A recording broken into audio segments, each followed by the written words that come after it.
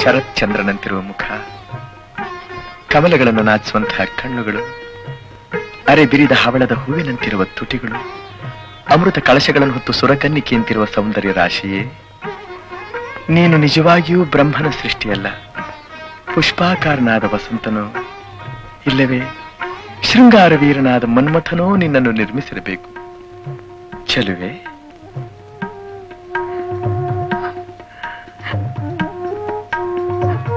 ಯಾಕೆ ಕಣ್ಣೀರು?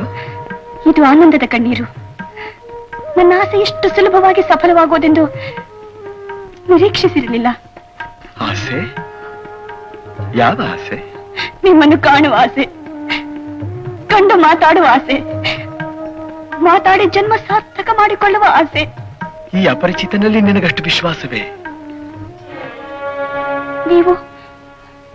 ನೀವು ನನಗೆ ಅಪರಿಚಿತರೇ? ಅಂದರೆ ನನ್ನ ಪರಿಚಯ ನಿನಗಿದೆಯೇ? ನಾನು ಯಾರೆಂದು ನಿಮಗೆ ಗೊತ್ತಿಲ್ಲವೇ? ಓಹೋ, ಗೊತ್ತಿದೆ. ಯಾರು ಹೇಳಿ?